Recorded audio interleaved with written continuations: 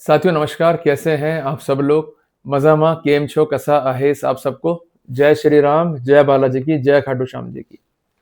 Prevention of corruption act के मामलों में एक महत्वपूर्ण जजमेंट आया है ऑनरेबल छत्तीसगढ़ हाईकोर्ट का। जजमेंट का डेट है 12 मार्च 2026। क्या है इस मामले में विशेष जिसको हमें ऑब्जर्व करना चाहिए, खासकर यदि हम इन्वॉल्व हैं एक ऐसे मामले में जो कि जुड़ा हुआ है धारा 7 पीसी एक्ट से। इस मामले में क्या हुआ इसको समझते हैं और कैसे मिला बेनिफिट अक्यूज को, उसको जो है फिर समझेंगे। इस मामले में अक्यूज जो है वो हुआ prosecute as per section 7 of PC act.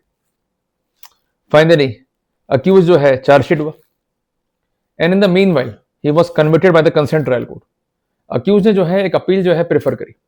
जब भी आप लोग अपील जो है प्रेफर करते हैं या केस को लड़ते हैं, एक बात ध्यान रखिएगा, जो रियल मोटिव बताया है परिवादी ने, वो मोटिव क्या है, क्या उसके समर्थन में कॉरोबरेशन है या नहीं है। अगर नहीं है और इस बात की स्थिति रिकॉर्ड पर आती है कि जो परिवादी है उसने झूठ बोला, गलत फैक्ट्स बताए और उन्हें वेरीफाई नहीं किया गया, ultimately we could have the benefit. और कई बार ऐसा भी होता है कि परिवादी जो है ऐसे फैक्ट्स को डिपोज करता है जो कि है मिसलीडिंग।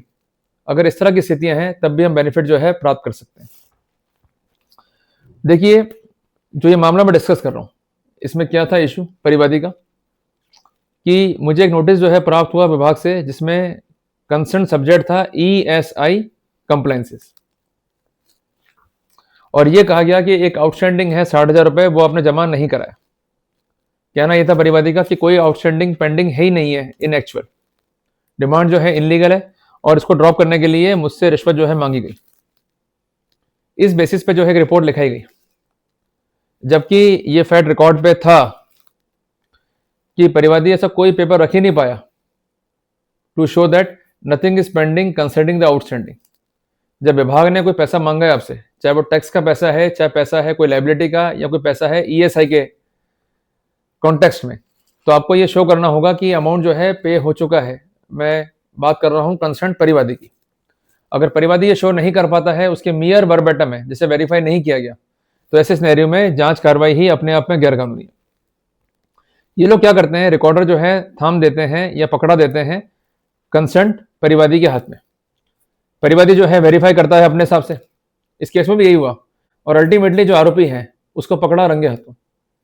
पर जो रिकवरी थी वो वही थी किसी बैग से। जैसे कि मैंने आपसे कहा है कि he is prosecuted, chargesheeted and finally convicted by the concern trial court. जो अपील दाखिल हुई उसमें तर्क यह था कंसर्न आरोपी का कि डिमांड जो है साबित नहीं है। हम सब जानते हैं कि एम्पल जजमेंट है ऑनरेबल सुप्रीम कोर्ट के जिसमें कहा गया demand is must, मियर recovery मियर acceptance is insufficient. पर डिमांड के लिए पैरामीटर क्या है? Demand must be specific. Every demand of money is not demand of bribe. कुछ काम पेंडिंग था, काम सरकारी था, बेनिफिट देने की नीयत से, अपना पद दुरुपयोग करने की नीयत से डिमांड जो है किया गया ब्राइब का। इस तरह के एविडेंसेस फाइल पे होने चाहिए और evidence must be consistent and must be in corroboration. अगर ऐसा नहीं है तो वहां पर हम फायदा जो है ले सकते हैं। दूसरी बात यह है कि सैंक्शन जो है वो भी महत्वपूर्ण है। सैंक्शन मैकेनिकल नहीं होने चाहिए। जिस बिंदु पर जजमेंट है ऑनरेबल सुप्रीम कोर्ट का CBI बनाम अशोक कुमार अग्रवाल का, जजमेंट का डेट है 31/10/2013। इसके अलावा विजिट किया है ऑफिस को कंसर्न परिवादी ने, तो उसके बयानों में अगर विरोधाभास है, अन्य गवाह जो फाइल पर हैं उनमें भी जो है विरोधाभास है, then we could have the benefit. इसके अलावा जो भी नेगोशिएशंस हैं उसमें क्या वेरिएशंस हैं इसको भी जो है देखना होगा। इसके अलावा जो मनी रिकवर्ड हुआ है वो कहां से हुआ है।